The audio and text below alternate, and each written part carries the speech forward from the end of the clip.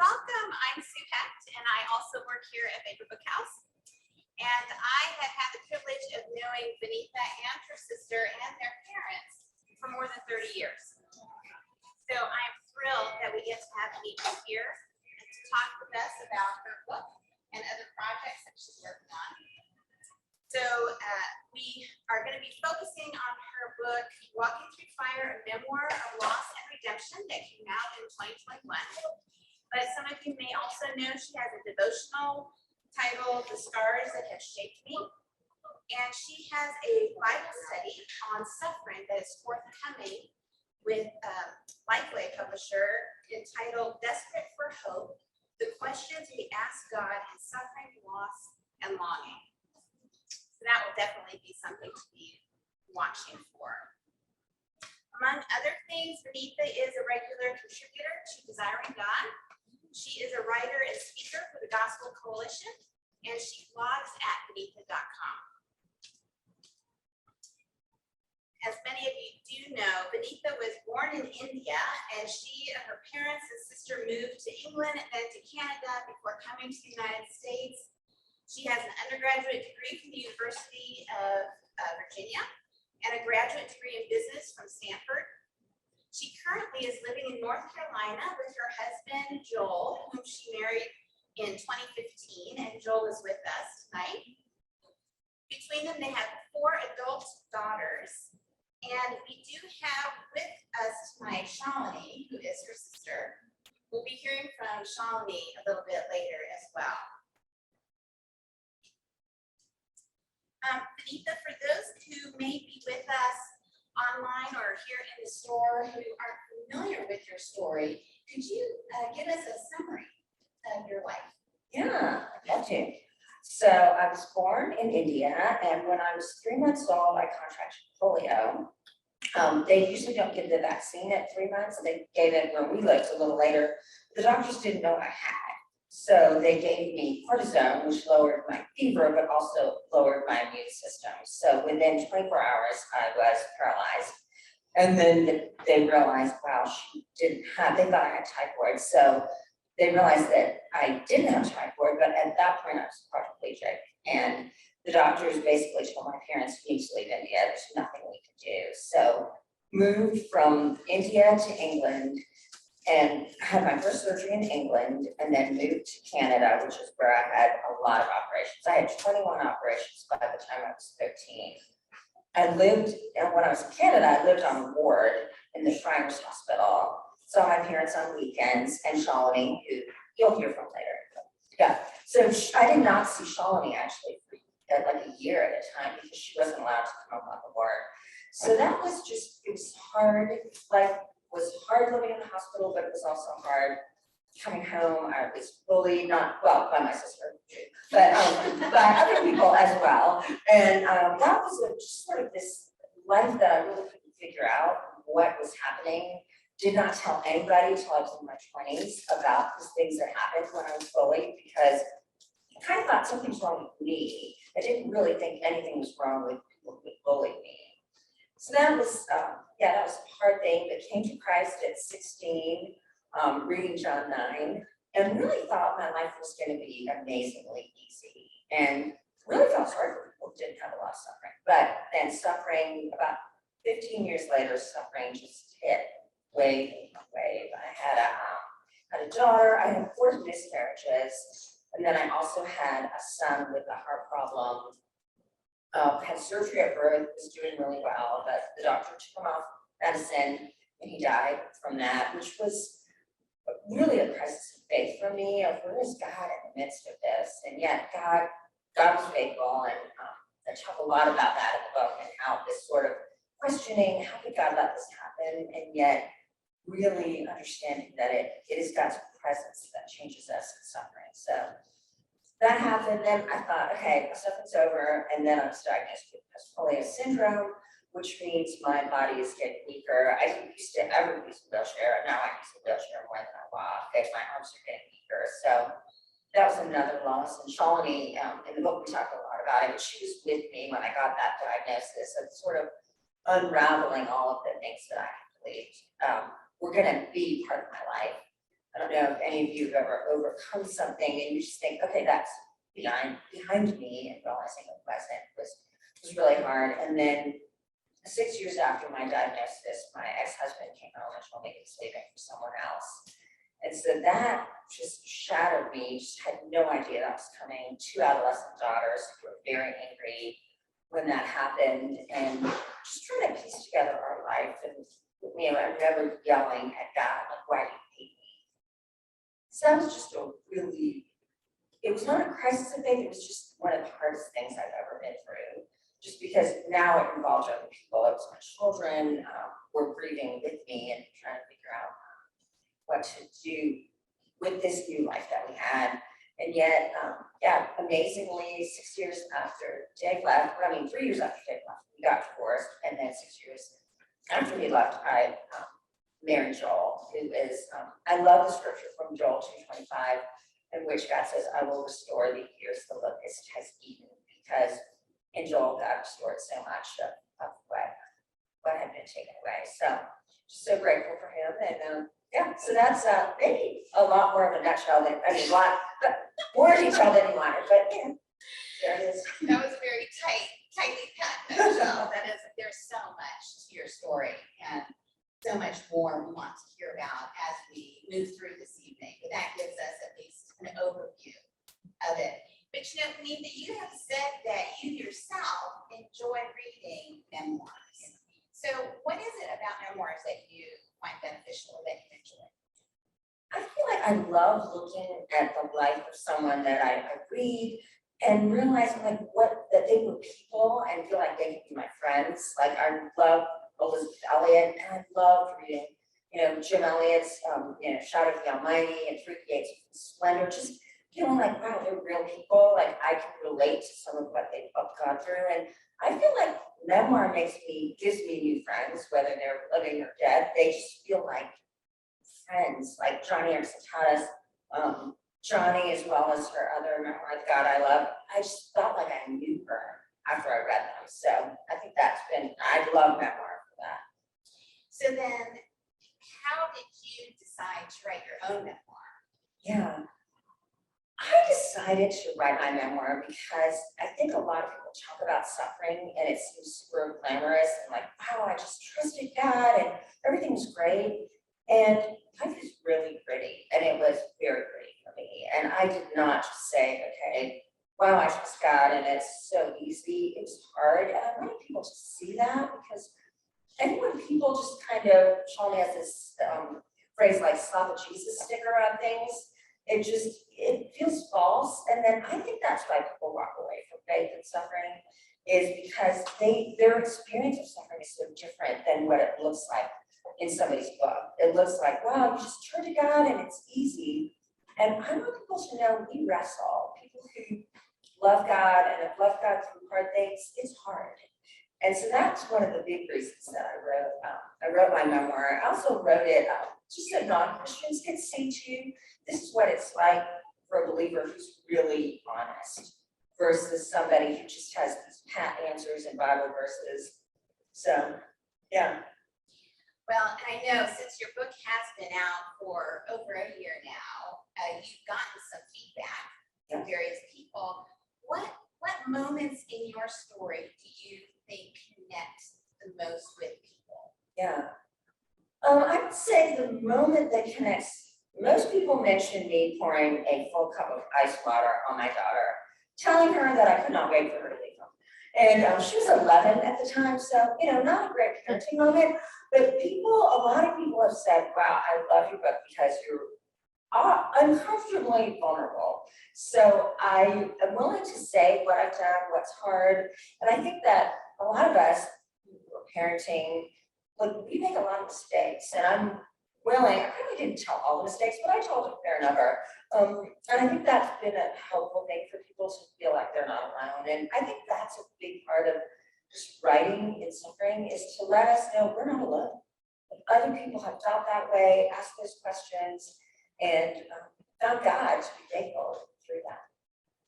Yeah, often I think all of us can relate. This kinds of suffering, the specific circumstances vary, but much of the struggles we can relate one another with. Yeah. But Shalini, I also wanted to ask you, as you have walked alongside your sister in all of the story, and you have read it, you've shared it with others, what have you connected with personally in her book, and then what do you see other people connecting with as well? Well, when I read the manuscript, and obviously I had lived all of this with Vaneetha, but what hit me in reading the manuscript was how unedited Vaneetha was with God. And I realized how edited I am, and I have been. So you heard in her story, I was the girl who made life better because I waited in the waiting room. Because that's all I could do. When she was in hospital and my parents felt desperately sad that they could only visit her on weekends, but I wasn't allowed in. The only thing I had to offer was to not need anything. To be in that waiting room without needing anything. And so I'm gonna cry just thinking about how reading Vaneetha's memoir made me realize that I could pour out my pain, that my pain mattered, that it wasn't just Vaneetha's pain that mattered. And so that transformed everything for me. And it's crazy. I knew all these things in Vaneetha's life, but somehow reading the memoir as a manuscript, it just hit me what I had seen as a companion, I hadn't received through her eyes. And I think a lot of people, that's what they've seen, that you can be raw with God. He is not asking for your edited self. Well, I love part of what you said too, Shaw, is that I think sometimes when we're walking with someone who's suffering, we feel like we can't feel our feelings. Like we have to be strong and we become just the support person. And yet there's a lot of real pain and real, not even just for that person, but your own losses that you almost feel like you can't feel. Right, if your losses are so terrible, if you're in the hospital all day long, well, what right do I have to grieve being in a waiting room? And I think it's really easy to think other people suffer so much more. My pain can't possibly matter to God. Yeah, and it does, it does. Well, the next set of questions I want to ask are really a bit for both of you, but there's three parts, that like three related questions. The first one, Vaneetha, as you were writing your memoir, what was the hardest part of the book for you to write? The hardest part, there's a few things that were really hard. One was reliving my childhood, things that I had not written about before, and just seeing this thread that I felt like I was not enough. And so that was sort of from being bullied, you just feel like you're different, you're not enough, you don't count. And then when my ex-husband left, felt like that was just sort of the stamp of, no, you're not enough. And so just feeling all of that was hard. It was painful because I was trying to help the readers sort of see if you feel like you're not enough, like I get that, but to actually relive it was pretty painful. So that was hard. And then another thing that was hard was my daughters read a draft copy before I sent it anywhere. And my younger daughter read it and was crying and said, "When you put stuff in that book that you didn't even tell us." And that was pretty painful for me to realize that I had not really included my kids in a lot of the story and really should have. And just seeing that there was a lot of pain from them, that I sort of saw my pain and I saw that as, I want to take care of you, but not really understanding what their pain was. And my Christy said, the church came by you really well, and I saw that, but sometimes I felt invisible. Like her job was to make my life easier because my life was hard, and didn't feel that people really reached out to her or heard her quite as much. So that was hard to year after she had read a draft, like, wow, there's things that I'm learning now as I'm writing this about myself and what how I handle things, so. And do you feel like that has influenced how you respond to suffering moving forward? Yes, and I think it was really good because I got to go back in and change some things in the book and really help people see that I didn't recognize those things. Because I want other people who are maybe going through divorce or struggling just to think, wow, these are the places where it was hard. And just try to make that a helpful thing for the reader to think, yeah, you don't want to throw your ex-husband under the bus in any way, but you don't want to paint this picture that you have no feelings and everybody feels fine. And I think I was trying to protect my kids by doing that, and that was not protecting them. So it's helpful for me in that. So the second that's kind of related is, what was the most emotional part of writing? Yeah. Well, a lot of the book was really emotional for me to write. Like, I remember just writing it and crying a lot. I mean, Joel would see, like, I would get into it, like, that was a really emotional thing. And one of the hardest parts for me to decide was what super personal information. Like, I had a few little journal entries, and then I had this letter that I sent my ex-husband after he left, and it was really raw about how I felt. And I thought, maybe I'm gonna edit this. I don't wanna like have people actually see how I felt, like these were the actual words. And so I didn't have them in the first draft, and then just praying about it, I thought, you know what, it's way more helpful to have something that is really authentically real and not just kind of whitewashed. But it was really emotional just to even reread that. And then when you write, you have to picture like, wow, there are these people that I don't even know are going to be reading this. And so that was emotional as I even thought about it.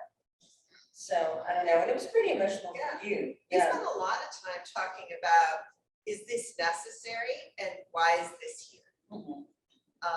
And is this helpful to somebody else for me to let you see, for you to let people see your broken heart, the brokenness of it? Mhm. And you didn't want to be like an exhibitionist, just revealing everything for the sake of just revealing. Right. Well, it's interesting. Shalini has had this phrase that I was at a Desiring God Writers thing, and they were all talking about Shalini's phrase, which she says to me all the time is, did you bleed? Like, she's like, if you're gonna write something, maybe you need to bleed a little bit. So she was really the one who made me do that. Well, because nobody wants to read platitudes, right? Because without the real and the raw, the theology without, our theology is that Jesus died. Blood, sweat, and tears. It's not just words on a page, it's real and it's raw. Yeah. And if you don't bleed, you're flattening everything.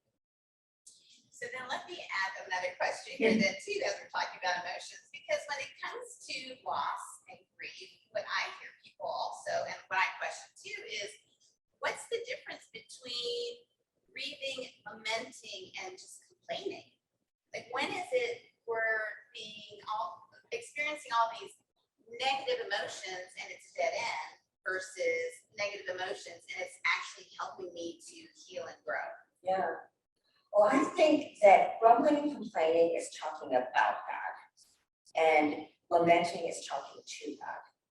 And that makes all the difference. Like, if, even in a relationship, like if you're really mad at somebody and you're telling everybody else, like that's wrong. That's gossiping, that's complaining. But if you're mad at them and you talk to them about how you've been hurt and how you feel, that strengthens the relationship. It always does.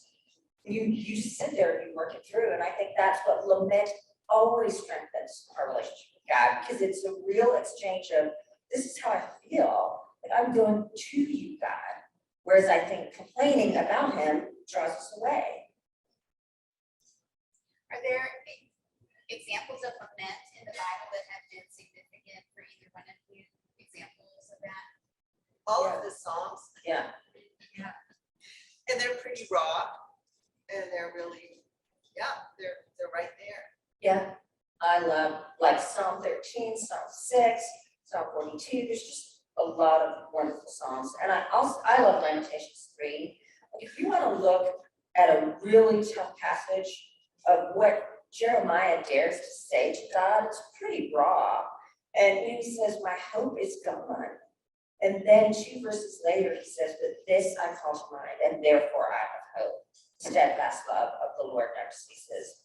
And so it really is these saying how we feel, and yeah, we feel desperate. And then we remember who God is and what he's done. And that makes the turn for all of us is, I'm going to tell you how I feel, and then you are going to help me remember who you are. So yeah, I'm pretty passionate about lament because I think it really changes us. And Shalini teaches on lament. Yeah, and Job is also amazing. And you look at Job's raw pain, and then his friends telling him, you can't talk that way about God. But how else would you know? Like, so it's just such a beautiful way to look at the kind of ways we muzzle people. And Job is the one God talks to. And the one God is angry with is the friends who did not speak rightly about him. So. Well, hopefully we'll have time for some Q&A and we can explore some of these topics more deeply. But the third part of this question is, and I preface this by saying that Vaneetha, when I read some of the things that you write, it makes me laugh out loud. And that doesn't happen with everybody that I read. But what was the most fun or the funnest part of writing your memoir? Yeah, it was fun. Really, that part with Shalini was really fun to just remember things together. Well, there's 2 really fun things. One was to talk about Joel. He's in the back. You might not see him on the camera, but there he is. And that was really fun. Just we met on eHarmony. There's a big long story about that you'll have to read about, but it involves, pictures being uploaded and all kinds of exciting things. And I do share my online dating experiences, which were very memorable. So I love to laugh. Like, that is one of the things I love to do. And so it was really fun to share just the crazy parts about that. And about Joel. And then just the things that Shalini and I, like, we love to joke around with each other. And so that was really fun, just going down, and she's walked through all these significant things with me. And so just remembering those has been a real gift. I don't know. Yeah, so our sorrow always has laughter interspersed because we just end up that way. Yeah, so it's that, that's been really fun. And I write a Christmas letter every year, and even in the hardest times, I would keep writing it, and it throw everybody in the family kind of under the bus, so including me. So it's like the most embarrassing moments that you've ever had.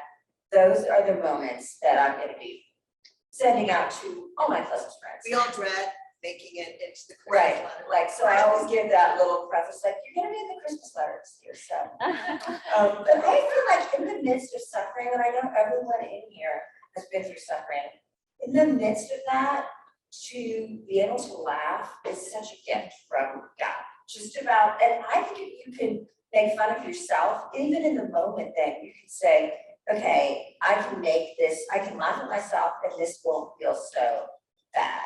So all the humiliating moments, they're pretty much in the Christmas letter, right? So you've gotten the Christmas letter for years. Oh, yes. And that's one of the pieces of literature that she writes that makes me laugh so much. And I do feel like even when you are making funny comments about family members, that it's still respectful. Like, because you're willing to take the hardest shots against yourself, like make the funniest comments about yourself. Yes, yeah. You probably should ask your daughters and your husband. Yeah. There'll be a moment for them to speak. My daughters. Yeah, they do everybody gets to read it. If you're in it, you have the right to say you don't want that in there. So there's that. Okay. And now you let them write a couple lines. Yeah, it's really awful. Yeah. They throw me under the bus in a horrible way. Like menopause, there's a whole section on me and my menopause. So if you want to know that, you can see me out.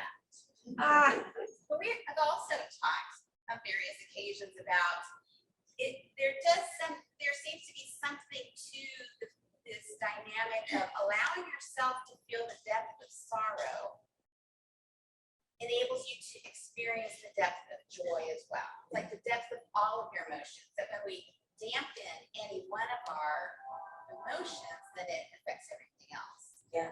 And if we can't be honest with God, then what are we doing except trying to bury something and pretend it's not there?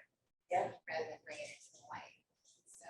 Yeah, I think our capacity for joy is carved out of our sorrow in a lot of ways. So I think people who've been through really hard things and have been through deep sorrow, I feel like they can be the most joyful people, like real joy. It takes a lot of energy to keep sorrow at bay and to ignore it and to cover over it. It takes a lot of energy. And there isn't room for joy if you are spending all your time trying to hide your sorrow. Or philosophers. Yeah. Well, again, we can circle back around, but there's another question that I wanted to ask. So, Vaneetha, you mentioned to me that your memoir is accessible to and encouragement on suffering for those who don't share your faith. Right. So can you say more about that, what you've experienced, what you've seen? Yeah. So I wrote it because I wanted people who didn't know the Lord to be able to read it and see how God can meet us in suffering. And I felt like a lot of Christian books, like if you have a friend who's not a Christian, if you give them like most Christian books on suffering, they may say, that's not for me. Like, I'm not a Christian. I don't really want that. Whereas people enter into story a lot differently.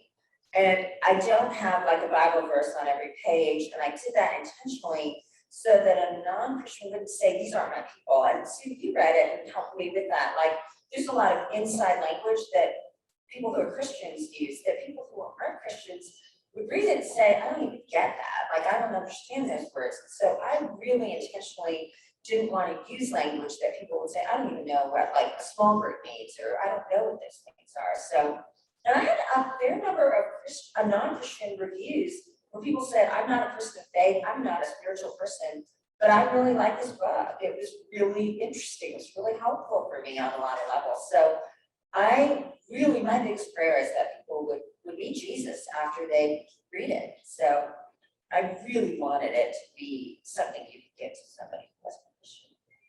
So. Yeah, and I love you always have had this attitude that you didn't want people to look at you and think, I want her life.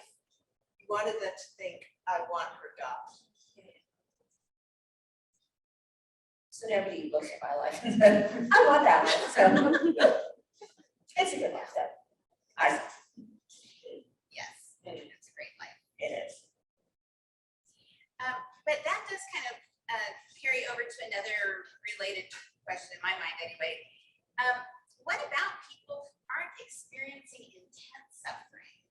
Because I think that's one of the things with your story. It's like, oh my goodness, nothing in my life even cares. And Shalini, you kind of touched on this earlier. So maybe they're not experiencing intense suffering themselves, but maybe they know someone who's suffering. Are there things in your book or things that you've learned, things that you've heard feedback from that's helpful for people in that situation? Yeah. Well, I'll say that that's a secondary piece of the book is for people who are walking with someone who's suffering. And so there's a lot of information, like I wrote when I went to like a talk from someone who had lost a child, and she gave a whole list of things of do this, don't do this. And I wrote them down and they're in the book. So just all of the ways that I have been helped, and a lot of the things that were hard that people said at my son's funeral, as well as the ways people have met me, and a lot of my dialogue with Shalini, who has been my go-to person through all of this. And just, she did such a beautiful job of encouraging me. And so we have those things and just sort of pointing me back to the Lord, but not giving me like a lot of advice, because there's the saying, unasked for advice is criticism. And so a lot of people want to tell you what you should be doing, but it stings in a lot of ways because it feels like you're not doing it right. And Shalini just did a beautiful job of kind of going between that, like pointing out when I wasn't doing it right, which is very rare. But, you know, there were a few times, I believe, and so it was just, that was a really sweet part of the book, I think, was just saying what was helpful to me and what was hurtful to me, as well as there's a really big thing of forgiveness in the book. And just what does it look like to forgive? And I think that's something that's really helpful for whether you're suffering or, you know, we all have things we hold on to, I think, of people that have hurt us intentionally, unintentionally, and just the process I went through to forgive and how God really set me free from a lot of that. So I feel like those things would be helpful if you're not even in the midst of heavy suffering. There's a lot of things that I think would be really relevant. I don't know, what do you think, Michelle? No, I agree. And I think a lot of people just don't name how much they suffer. So there's a lot more sorrow and suffering out there than we even know. Yeah. And I think it's hard that, like, that's the one thing, I don't want people to read my memoir and say, oh, wow, she went through so much, my suffering isn't comparable, because people say that a lot, and I'm like, there's not a universal scale of suffering. Like, if it's hard to you, it's hard. If it matters to you, it matters to God. So just kind of hear my story and say, oh, wow, I didn't suffer. Your suffering's hard. Every single person here watching, your suffering's hard. And just coming to terms with that, grieving it and lamenting it and acknowledging it, I think is really important, rather than pretending it isn't hard, because I think that makes it worse. When we're not willing to name it, then I think we get bitter about it because we feel misunderstood. And I think naming it is important. Well, even if we aren't bitter, I think it's a way we harden our hearts. And if you've hardened your heart to yourself, and I say this from my own experience, if I harden my heart to my pain, hearts don't harden in just parts. I've then hardened my heart to God, and I've hardened my heart to others, right? Yeah. Because if I'm telling myself, shut up and get over it, I'm actually communicating that to other people, whether I want to or not. If what's getting me through the day is shut up and get over it, that is going to come off. Yeah, and it will feel like minimizing everybody else's. And God doesn't want to hear it from me because he didn't want to hear it from me. Is what you're saying. Is what I'm, yeah.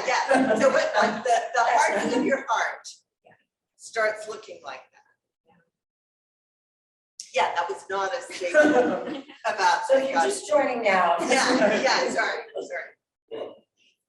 But I think that's something that has helped me a lot because I think I come from a family that we just didn't talk about hard things. You need to soldier on, which probably nobody else can relate to. But that was the case in our family. We just didn't process emotion out loud with each other. And then I became a believer. I didn't grow up in a Christian home. Then I became a believer, and then I felt all this pressure when people are having emotional moments. I need to say something. And then what do I say? And now I've got all this pressure on me. And so I think it's been very helpful for me as I've walked with both of you through this, is to just see that being able to articulate what we're feeling in the presence of one another is hugely significant, because we are together bringing this before the Lord as sisters, as family.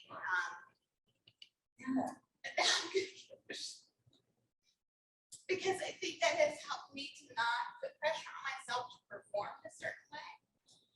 Because then it makes it all about me, rather than I just need to bring this before the Lord, and God, I need you right now. And I know you're big enough for this. This is the body of Christ. This is what we were made for. Yeah. And the more I feel like we are honest about our own pain, the more God meets us in it. And then we really can offer that comfort, that 2 Corinthians, we who have been comforted by God, this is the Vaneetha translation, can offer to others, this comfort. And if any of us have been comforted by God, we can offer comfort. That's in comfort to others. They don't have to have gone through what we've gone through, but understanding the comfort of God, we can offer that. And I think if we don't let ourselves grieve, then we haven't felt it. And so I think that's a really important piece of reaching out to others is acknowledging your own heart and where God's been in it. But I will say, it's messy. Yeah. And that's another piece of, for me, is just getting used to being messy, and that's okay too. So, we do still have a good amount of time to have some Q&A if you want to open it up to some questions. Anyone in the audience present, and I don't know online if we can find out if there are online questions as well. We'll pause it right here and see. There was a comment in the conversation made about how honesty, butter naive, is always welcome, or it's not always easy to talk about.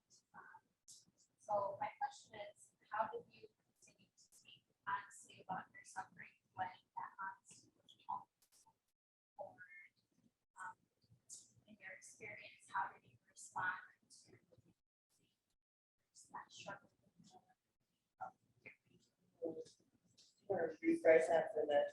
Yeah, so for those of you who hear, the question is, honestly, we've talked about being honest with our emotions. And what if you wanted to do that, but you've been around others who feel uncomfortable with that? How do you then deal with that? What has been your response? How have you kind of dealt with that situation? That's really tricky because I would say I struggle with being a pleaser. So if somebody's gonna sort of start like, oh, I can't handle that. It has been hard for me at first. And so it really is just sort of praying in the moment, like, Lord, help me to just press into this and maybe make it a little uncomfortable if this is where you are in this, and that I can, because I think sometimes people who push back are the ones that really need to see that it's okay to grieve, even though they might be saying, oh, wow, like, we don't need to go there. I think maybe they do need you to be able to be vulnerable. So I think sometimes it's been awkward and uncomfortable, and yet I feel like God has used it. So I feel like I pray in the moment, like, okay, Lord, help me to figure out, like, what do you want me to do in the moment? Well, I think one thing we've all had is that trusted person who holds our pain and does not reject us. And you can't do that with someone else who might reject you till you've been able to do that with someone who has loved you and welcomed you and received you as the Lord does. We need people to show that to us. And if we haven't felt that so I would say, first pour out to the one person or the two people, find those trustworthy people. And then once you feel really secure that you are loved and valued and beloved by this friend, this person, and by God, then when you're sharing your pain with somebody else, you're not needing them to declare you beloved. You're doing it in serving them, or you're seeing that maybe there's something in there that God needs to offer them. But I wouldn't start if you haven't had that person. Right. And I would say, even if people don't have that trusted person, journal. Like, I feel like my pain was poured out to God before it was poured out to anyone. And so it was sort of my time with the Lord when I felt broken. I felt like I needed to process that with God before I did it with anybody else. So then it didn't feel like I was looking to the other person for validation because I had done that with God. So I think that's a great point. Yeah. The journaling, the unedited journaling. Yeah. And after reading Vaneetha's manuscript, I now have journals that are marked, if I die suddenly, burn this book. Don't even think about opening it, because it's got the unedited raw, oh Lord. Yeah, so not a journal of my feelings, but my cry to God. And I published it in a book. Great, and I said, let's have the whole world read it. Well, and I will say too, I mean, Vaneetha, it sounds like you are creating a kind of community online too for people who are suffering, because it can feel very lonely going through suffering. And so Yeah. at least it's a baby step in a direction of starting to practice this, of being open and being able to share regardless of what response we get. Yeah. So I have a Facebook group, and it's kind of incredible that two of the people who did this Bible study that I'm putting out are here tonight. Because it's been a privilege for me to walk with people who are suffering and really honest about them. And I mean, it is such a gift to me to hear people's stories and to be honest and not feel like we need to come all cleaned up. And so I feel like part of what God's called me to do is to help people see God is enough. We don't need to come cleaned up, and that's what God wants, is happy Christians with plastic smiles. God wants our real, because that's where we meet him. So. There are other questions? Someone else? Early on in my suffering, I shared with people using friends that way. Just wanted to experience that. God's not bringing people in my life to better handle things that I deal with. I felt rejection and it really shut down. Yeah. For a long time. But I'm not. So the question here is, in this case, she has shared suffering with people that she thought would stay around, but they ended up distancing themselves from her. So she's wondering if you've experienced that, and what do you do with that? Because that's a painful experience. Yeah, that's so painful. I don't know if I have to that extent. Because I think it's easier when a lot of your suffering is very visible, because people know it when they come in. When people knew my son died, people could see I had polio, people knew my ex-husband left. So my suffering has always been fairly visible, but I think there's a lot of suffering that's not. And then you come across people, I think, that are like, wow, I didn't know all that. Like, that is more than I wanted to know or hear. And that is, I know, so painful to feel like, wow, it took so much courage for me to tell you this thing that other people don't know. And to have somebody not accept that is, I'm sure, so painful. I don't know if you have some, so I just think maybe sort of just testing if somebody's gonna be safe, because that's the hard thing, is just feeling like that just added another whole layer of pain to your pain, is feeling misunderstood. So maybe, as Shalini said, like, you start with your super close, and then you maybe just kind of see, like, do you want to hear, like, there's a lot going on in my life, and I would love to share, but if that's not a place, like, you're not in a place to want to hear about it, I'd love for you to let me know, because it's pretty vulnerable for me to put it out there. And then maybe the person, it kind of gives them this place of, if they are saying, like, yeah, I really want to hear, then there's sort of an obligation, I would think, on their part. And hopefully, I mean, if we couch it with, it's totally fine if you're not in a place to hear it, but I need to know that before I tell you. Yeah, it's really hard with the people who don't want to hear. And it is incredibly painful when you thought they would, because every indication was that they would. I was invited to actually share. Yeah. And when I did. Yeah, because they thought it was going to be an easier answer, and they thought it was going to be something they could fix. And people react that way because your suffering is unbearable to them, because if they walk with you in your suffering, they'll have to face their own. And if your heart is full of stuff you've been avoiding that you find unbearable, you cannot bear to be with someone else in their raw and real. And it is just another layer of suffering, but to experience that from people. And the thing is, when people are in that avoid saying things that would identify people. Not in this room, right? Nobody in this room, nobody in this room. But yeah, when Dave left Vaneetha, I was a mess. And my wreckage was raw. And there was nothing to be done to comfort me. There's nothing anybody can do to fix this. And people who really want to offer you, and this is what I call a Jesus sticker or a Jesus happy face, just put this on your face and you'll be fine. And you're grieving in such a way that that's not okay. That is just gonna hurt. And you'll have to take it to the Lord. And for me, the comfort was realizing, not the comfort, but the love and forgiveness came from realizing they were hiding from their own pain. So my pain was more than they could bear. I don't. Yeah. Yes. Question.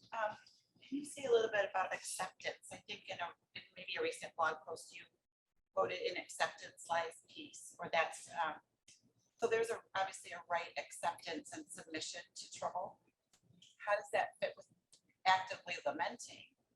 And also on the other side, is there an acceptance that's almost like an unhealthy, passive, lazy kind of despair? Yeah. So the question here is the topic of acceptance.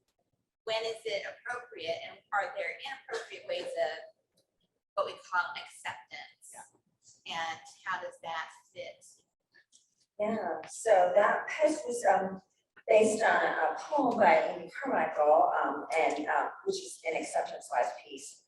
And she talks about all these other ways that we try to deal with pain, and it's either like get busy or get bitter or all of these other things. So acceptance is sort of like leaning into where God has you. But I think even in the midst of acceptance, we lament. Like, I don't think acceptance is like, wow, this feels great. Like, it is at the same time, like, God, you give and you take away. Like, this is painful, this is hard. And yet I'm gonna trust you through that. That is acceptance. And it is saying, this is where I am, this is what I feel, and I will feel what I feel. So I'm accepting it. I'm not trying to hide or run or cover. Right. I love this. There's a John Piper quote that I really love that I think kind of talks about the tension between the two, and that is occasionally weep deeply over the life you hoped would be. Grieve the loss, feel the pain, then wash your face, trust God, and embrace the life He's given you. And so that's sort of this tension of like, yeah, we grieve and we look at the loss, and yet we embrace God is in the midst of that. But it is hard. I mean, I think acceptance with just it can feel like resignation if we're not really hoping and looking to God in it. You feel like, okay, I need to numb myself to this reality, and I'm not gonna hope, and I'm not gonna trust God. I'm just gonna numb out to this is my destiny, my future. And I don't think that is what God calls us to do. So would you say that this is akin to surrender? Because when I hear you describe, at least for me, I found myself in times of great loss that I've gotten to a point where I feel like the Lord has said, you need to let go. You need to release your attempts to control what healing or what you feel like the right thing is. You need to release that and surrender. Is that related to this idea of acceptance, or do you feel like that's something different? Yeah, I think it is very, very related. Like surrendering is just saying, sort of like Jesus, like not my will, but thine. Like this isn't my first choice. I mean, Jesus said, all things are possible. Remove the cup from me. So asking, like, this isn't my plan A. This isn't my first choice, and yet this is your plan A. And so I'm going to surrender to you. And so I think surrender is a perfect word for what acceptance in a healthy way is. versus, That yeah, avoid. it always involves being exactly who you are in it. So, in my life, right after, so kind of the funny thing is, right after, just before Dave left Vaneetha, I had joined, I was part of a small group of women doing spiritual disciplines together. And that ended up being Sharon Garlow Brown's Sensible Shoes group. So I was in the most amazing group of women to be encountering suffering in. But we had one day where I'd been visiting you right after you left, and we were reading through "Come to Me, All You Who Are Heavy, Weary and Heavy Laden, and I will give you rest." And I just started weeping and saying, "That's a lie. His yoke is not easy, and his burden is not light. That is just a lie." So I am sobbing. And everyone comes around me, they ask me what's going on. I tell them, and one amazing sister there tells me, "Shalini, you need to resign as your sister's savior. She has us." So I went home and I was so mad at God. And I said, "Do you want to know why I think I need to be Vaneetha's savior? Because you have been such a lousy savior. Look at her. She is so weak. How could you have her go through this when she is so weak?"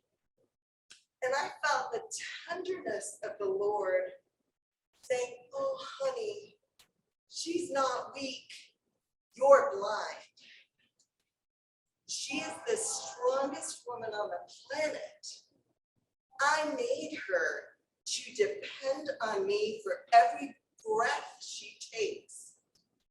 And she will stand at the gates of hell and declare that I am enough.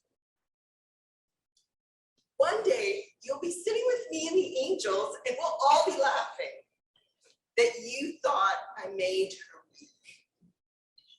And that changed everything. So that is acceptance, but I could never have gotten there if I hadn't told God what was breaking my heart, because I couldn't have heard what he had to answer me if I didn't pour it out. So without truth, there can't really be trust. How can you trust someone you can't talk to and you can't tell what you feel? So these all interweave. So anyway, sorry. Yeah, I'm crying, we're crying. You're crying. My makeup's ready. Yeah. Okay, well, there you go.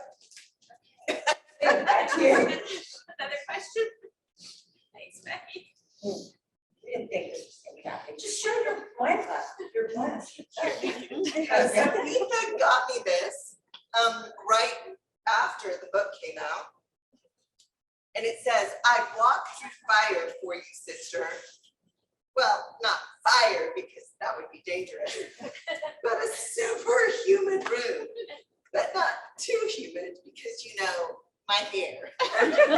Yeah, you can show him.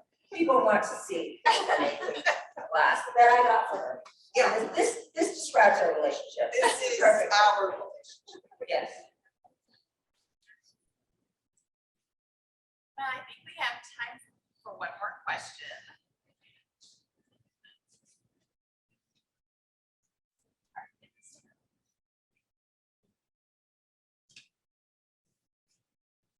At what point were you able to reconcile a God who's so loving and unconditionally, just awesome, and your suffering? Doesn't it seem like it is mutually exclusive? That a God who's so amazing and so incredible, and loving you would also allow such great suffering. But I know we always have Jesus' life to look to, and we can always say, gosh, we can't even compare our suffering to his. But in a real personal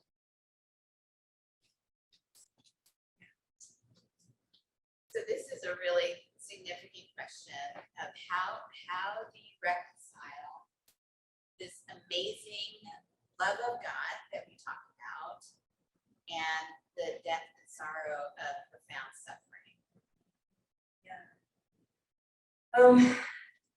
I think it is what God gives us in suffering. I mean, I love this quote from Samuel Rutherford, which is, if the Lord calls you to suffering, with it, he will provide a deeper portion of Christ. And I would say I would not know God the way I do without my suffering. And I would say 10 years ago, 20 years ago, I would have said, I'd rather take the easy life than know God this way, because the easy life is easy. And I would say after a lot of years of a lot of heartache, I wouldn't trade my life for anybody's. Like, the way that God has met me has been breathtaking to me, that the times like Sean described, like when I have cried out to God and he has been there, it has changed me in a way that not having suffering would not have changed me. Like, so I'm grateful for the ways, these glimpses of God that make me excited for heaven. And I had this analogy a few years ago, Kim, that our lives are kind of like wrapping paper, and we look at other people's wrapping paper and we're like, wow, they have better bows and more tinsel, and I mean, their paper looks amazing. And we think, why do we have like not great paper? And then suffering tears the paper. So we're like, oh my word, my paper's torn. Like, why are you doing this, God? And then in the midst of the torn paper, we realize the paper, wrapping paper, is wrapping a gift. When your paper is torn, you get a glimpse of the gift, which is God himself. And so I feel like when we get that, then we're like, wow, all of this wrapping paper feels so important, but it's not going with us. The only thing that's coming with us is the gift. And so you get more of that on earth the more you suffer. And so I have to remind myself of that, but reminding myself in the midst of the worst pain that I get more in Jesus is an amazing gift, because it will never be taken away. Whereas every wonderful thing that we celebrate, it can be gone. But that will never, ever, ever be taken from us. We love Jesus. And so that just gets better. And so my heart breaks for people, because suffering in the moment doesn't feel glamorous. It just feels hard. You cry yourself to sleep every night. It does not feel glamorous. And yet, the way that God can meet us in the midst of tears is a tender way that the world can't understand. And I can say I've watched that unfold with you weeping and unable to get out of bed. And then I don't know if you remember saying this to me, but you leaned over once and said, I really feel like I'm God's favorite. Like, he loves me. I feel his love. I know his love. I can take it to the bank. Yeah. And what I hear you saying in that analogy is that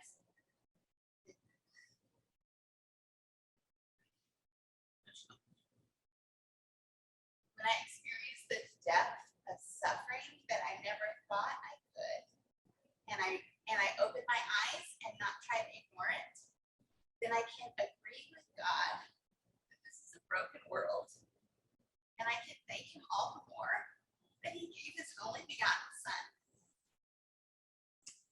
that he demonstrated his love towards us, and that while we were yet sinners, Christ died for us, so that we do have this hope and experience of healing, and one day wholeness. Yes. Yes, amen. It is about time for, one more question? Yes. Vaneetha, I don't think you intended your book to be read only by women. No. Could you please name a few of the takeaways you would hope that men would receive from this book? Wow. Excellent question for those who didn't hear. Vaneetha, we know you didn't write this book just for women. What are some of the takeaways specifically for men that you would say? Wow. Specifically for men, and it's how to do your online dating profile so that it's different. I'm guessing that's how you meant it.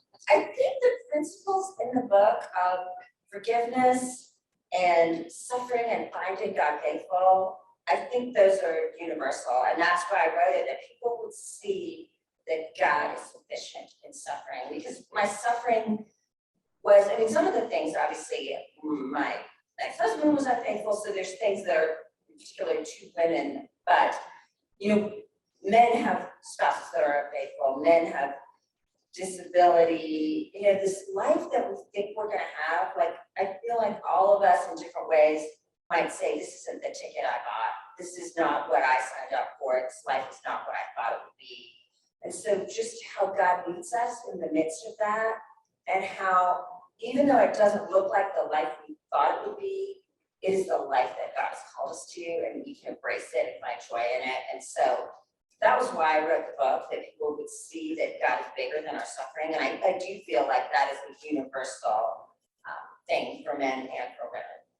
So thank you for that. And I do feel like maybe a word or two about your relationship with your ex-husband. Yeah. I mean, your oldest daughter just got married. Yeah, so my husband's name is Dave, and we are friends. And he actually thanked me at our daughter got married last year, and he said, "Thank you for your forgiveness to me and wanting our relationship to be good has changed me," and thanked me for that. And so just seeing, that God can use even like the really hard, broken things in our lives and can put them back together in beautiful ways. They're not the same, but God's changed me through that. And so I think there's a lot of takeaways in that as well. Well, we are at that time, aren't we, Becky? Okay, should we give Vaneetha just one more? Is there one closing thought that you have for us, Vaneetha? What would that be? And then we'll hand the mic over to Becky. My closing thought would probably be that God is using your suffering in ways that you may not see now at all. But lean into God. He is going to use it in ways that sort of blow your mind. One day you'll see. But God has given you his presence now, so cry out to him. You can find joy in God's presence no matter what is happening in your life. So. Thank you, Vaneetha and Shalini.